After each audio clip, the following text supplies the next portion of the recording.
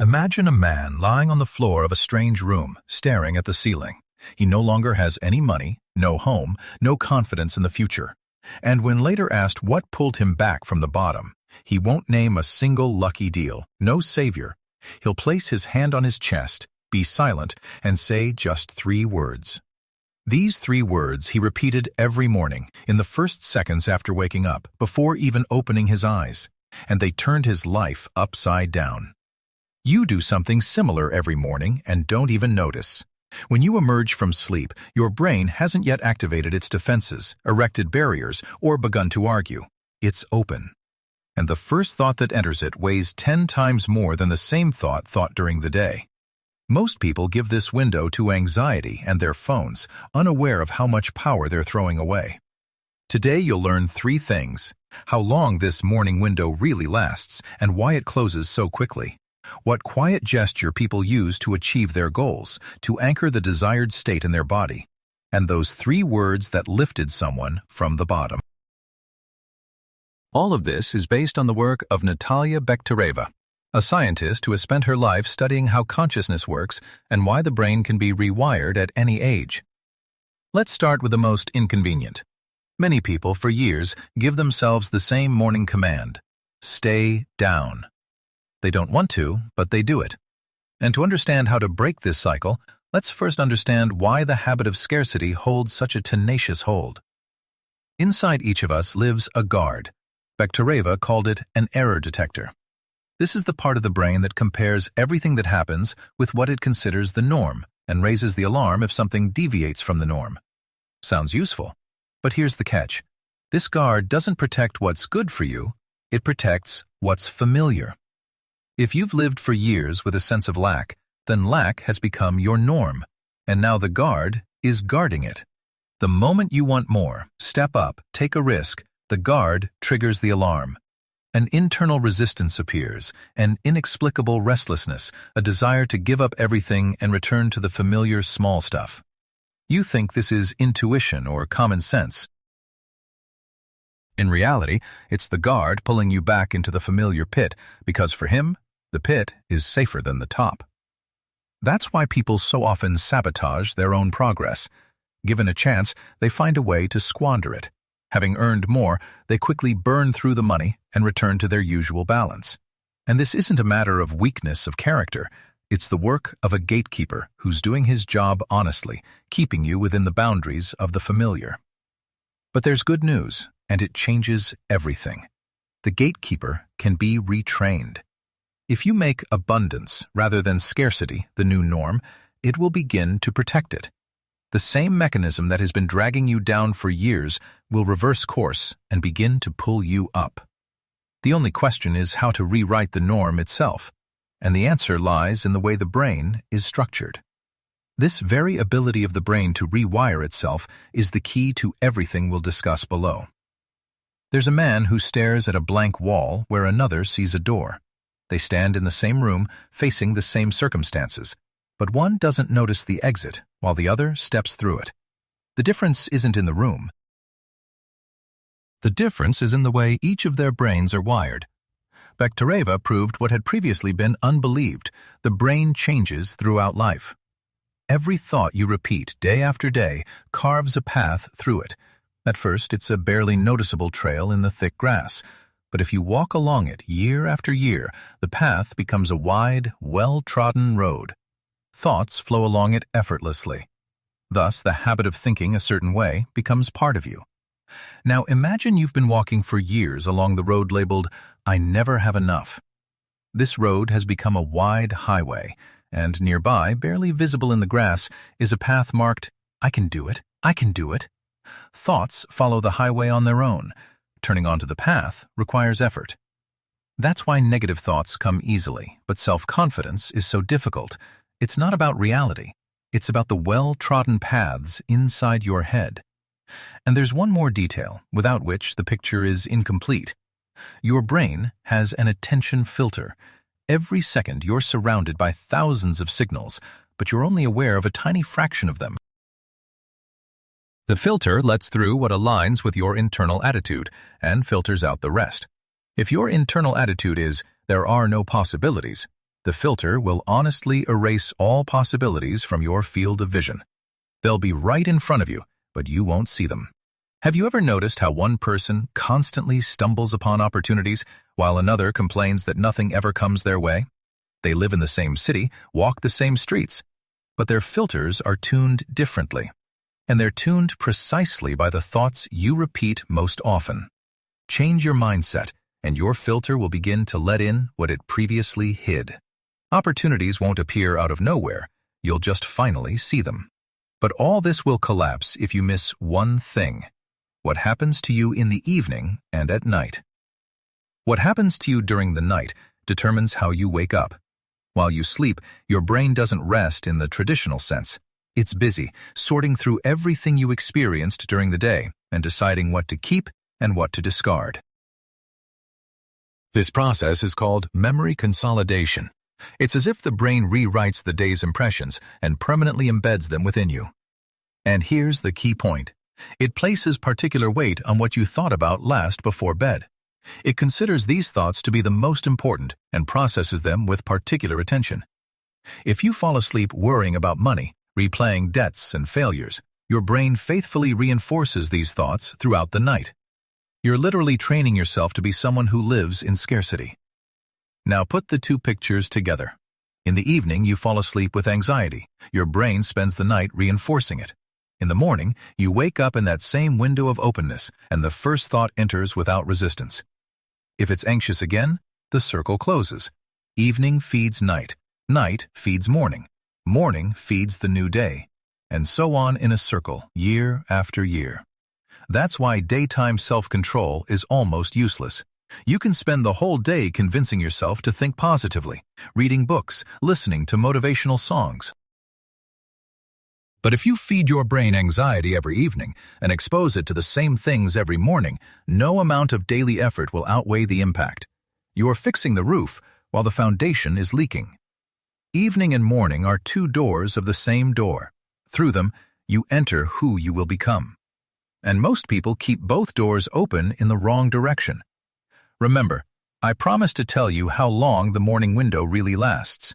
We're almost there. But first, I want you to see this not in theory, but in a real person. I want to tell you about an encounter. A man of about 40 sat before me. Outwardly, he was ordinary, tired eyes, an even voice, neat clothes. He spoke about his life calmly, almost detachedly, as one might speak of something long ago decided. And in this calm lay the most terrifying thing. He listed everything that had happened to him, as if reading out someone else's sentence. His job hadn't worked out. His money hadn't worked out. The business he'd started twice hadn't worked out. He was sure he was simply such a person, unlucky, not one to whom fate had given anything. He'd lived with this for so long that he'd stopped even being angry. He'd simply accepted it. I asked him one question. I asked him what he thinks and feels in the first minutes after waking up. And for the first time in our conversation, he fell silent. And then he began to tell me that he wakes up with a feeling of heaviness, that his first thought is about the unpaid debt, that lying in bed he already replays the coming day and knows in advance that it will be bad, that an inner voice repeats from the very morning, again, as always. And then, in the middle of this sentence, he stopped. I saw his face change. He heard himself, as if from a distance. He realized that every morning, before he even got out of bed, he was creating that very same bad day with his own hands. That he was not a victim of circumstances. That he himself, day after day, at his most vulnerable moment, gave himself the order to stay down. He looked at me and quietly said, "It turns out I've been condemning myself all this time." It wasn't self-pity. It was an epiphany. For the first time, he saw not a cruel fate, but a mechanism. And a mechanism, unlike fate, can be reconfigured. And from that very moment, he had a chance. Remember this man. We'll come back to him. For now, let's look at those who have already rewritten their mornings.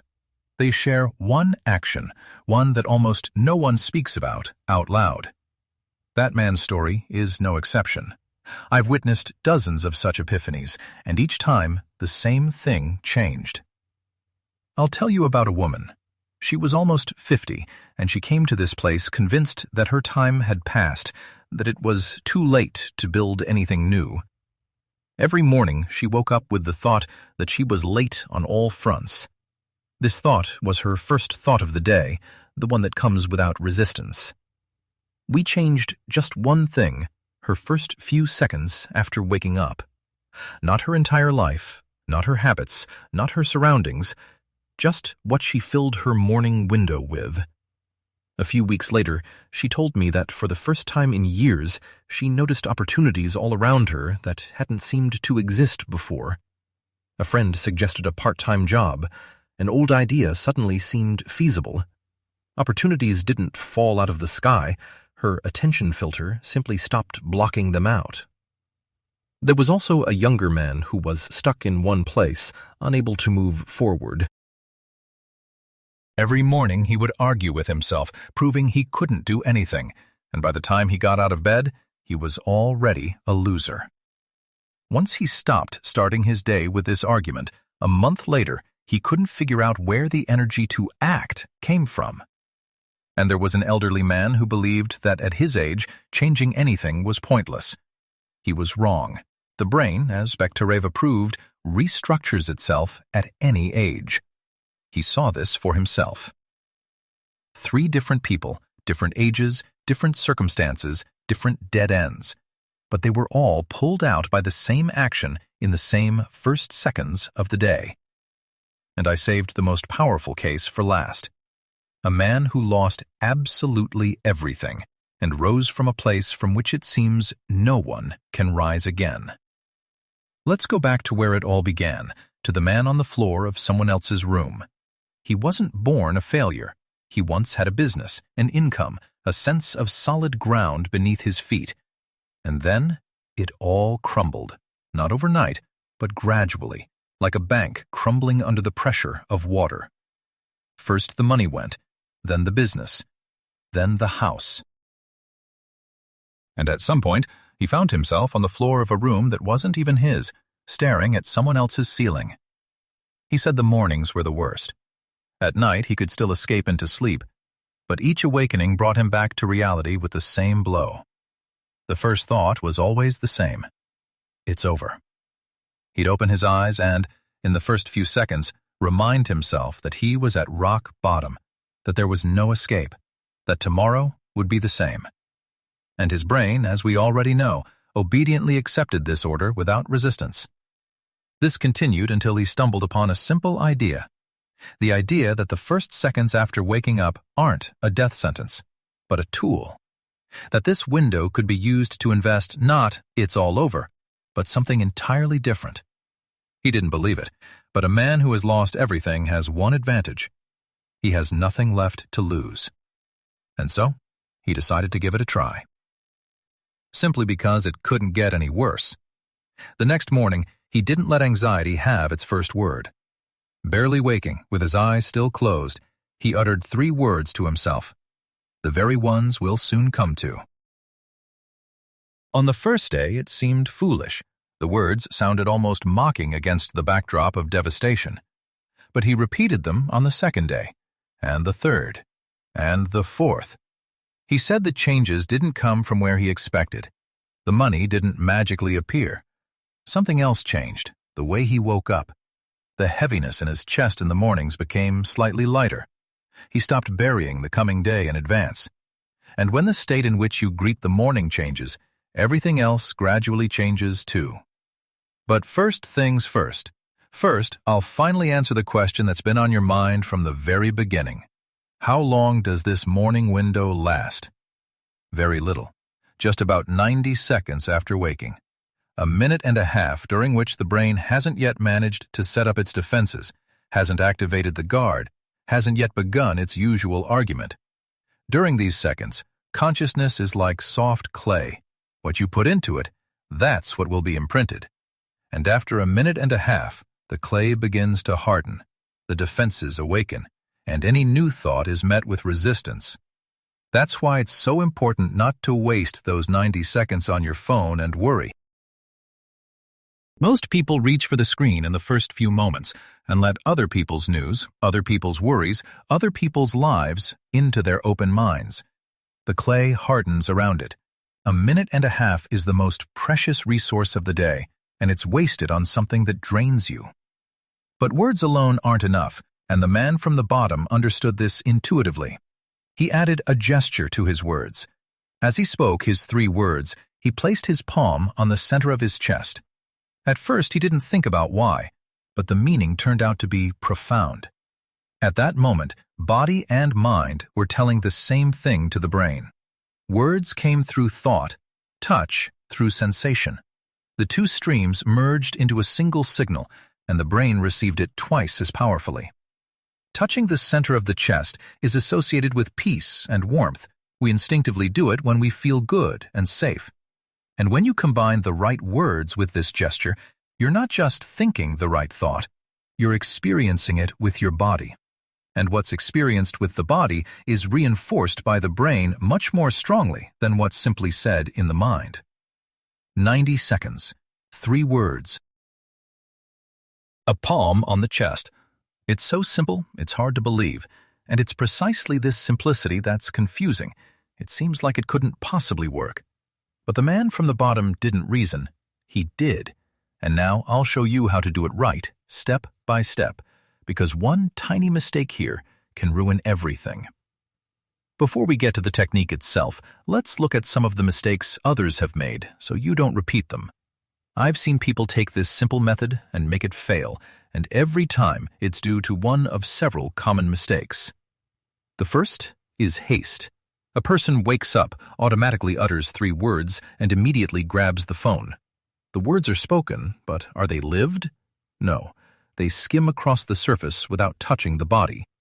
The window is open for a minute and a half, and those minutes and a half can't be rushed through. They must be lived. The second mistake is internal debate. A person says the right words, but immediately objects internally. Whatever, nothing will work. So it turns out they're building with one hand and destroying with the other. The brain receives 2 opposing signals and doesn't consolidate either. The key here is not to argue. Not to try to prove anything to yourself. Just say the words and let them be. The third is denial. People formulate words with the word not. I'm no longer poor. I have no problems. But the brain doesn't work well with the particle not. It clings to the very image you're trying to push away. You say, I'm not in need, and the brain will highlight the lack. Your words should be about what you want, without a single negative. And the fourth, most common, is inconsistency. Do it one day, miss 3. Remember it a week later. But a path in the brain is only blazed by repetition. One walk doesn't make a trail. You have to walk it every morning for it to become wider than the old highway. Haste, arguments, denial, and abandoning a project halfway through. This is what separates those who succeed from those who give up and say, it doesn't work. And now that you know all the pitfalls, I'll finally give you the method itself and those 3 words in full. Here it is, the entire method. Remember it step by step. Step 1. When you wake up, don't open your eyes and don't move. Remain in that warm, half-asleep state you were in when you woke up. This is where the 90-second window begins, and this is when the clay is softest. Don't reach for your phone. Don't jump up. Just be. Step 2. Slowly place your palm on the center of your chest, gently, without tension. Feel the warmth of your hand. Feel your chest rise and fall with your breath. Allow your body and mind to meet at this point. This is the gesture that doubles the signal. Step 3. As you exhale calmly, say 3 words to yourself. Here they are. I am already enough. Not I will become, not I want to be, but precisely I already am. In the present tense. No not, no negations, no conditions. These 3 words plug the main hole through which your strength has been leaking for years. The feeling that something is always missing, including yourself. Step 4. Repeat them 3 times, slowly, living them. Don't argue with them. If a voice inside you says, "That's not true," just let the words ring out over it and don't cling to the argument. You're not proving anything, you're imparting it. After the third time, lie for a few more seconds with your palm on your chest and only then open your eyes and stand. That's the whole method. 90 seconds, a palm on your chest, 3 words. I'm enough. 3 times, without rushing or arguing, every morning without fail. That man at rock bottom did exactly that. The woman who thought it was too late did it. And now, it's in your hands. But I want to give you a fair warning about what will happen on the 3rd day, otherwise you'll quit just when you're closest to your goal. On the 3rd or 4th day, almost everyone faces the same thing. The method suddenly begins to seem pointless. An inner voice says, "Where are the results? Nothing's happening, I'm wasting my time." Boredom sets in, a slight irritation sets in, a desire to give up. And this, oddly enough, is a good sign, because this is exactly how the guard we mentioned at the very beginning behaves. Remember the error detector, that part of the brain that guards the familiar? For the first 2 days, it doesn't take the 3 words seriously. Who knows what a person might mumble in their sleep? But by the 3rd day, it realizes, this isn't a coincidence. It's a system. Someone is trying to change the norm, and it turns on the resistance. That same boredom and the thought, "It doesn't work," that's not the truth about the method. It's the guard protecting the old hole. It's the sound of you finally shifting the foundation. Most people break right here. They mistake the guard's resistance for an honest conclusion and give up, one step before the new path truly begins to unfold. But those who persevere through these few days emerge on the other side. The guard, unable to bring you back, gradually begins to accept the new as the norm. And from that moment on, he works for you. So remember, when the thought, "Give it up, this is nonsense," comes to you on the 3rd day, smile at it. This isn't a sign to stop. It's a sign that you're doing it right, and the method is working. Just keep going. A few more mornings, and you'll pass the point where almost everyone stumbles. And once you've completed it, you'll begin to notice the first changes. And here it's important to understand what they will actually be, because expecting the wrong thing means missing the real thing. Many people expect miracles from the wrong direction. They think that after a few days of practice, they'll wake up to a new life with money, opportunities, and problems solved. And when that doesn't happen, they're disappointed. But change comes differently. It starts from within, and only then manifests itself from the outside. The first thing you'll notice is that your morning itself will change. The heaviness in your chest upon waking will ease. You'll stop burying the coming day in advance. Remember that man from the bottom? That was the first thing to change for him, too, not his bank account, but the way he greeted the morning. And only then, following that, did everything else begin to change. Second, your attention filter will kick in.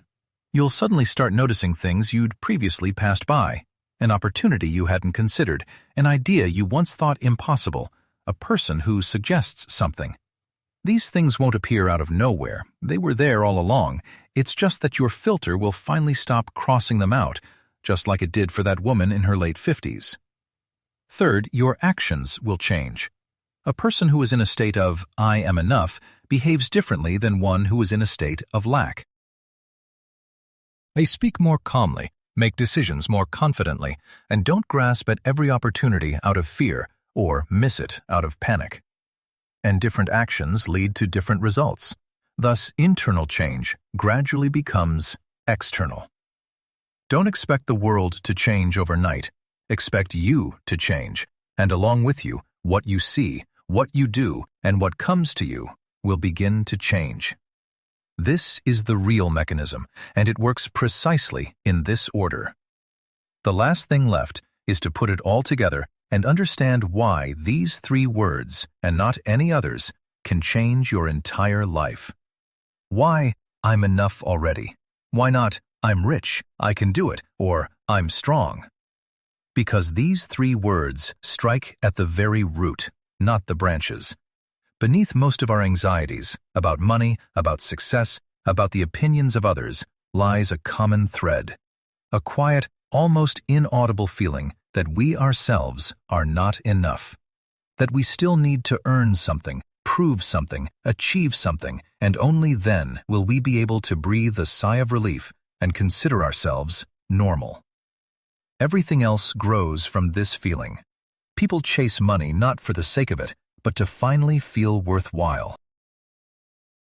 They fear judgment because deep down they're unsure they're good enough. They put life off until later, waiting to grow to the point of being happy. The root is the same, a sense of inadequacy. And as long as it's alive, no matter how much you add to it, the hole won't fill.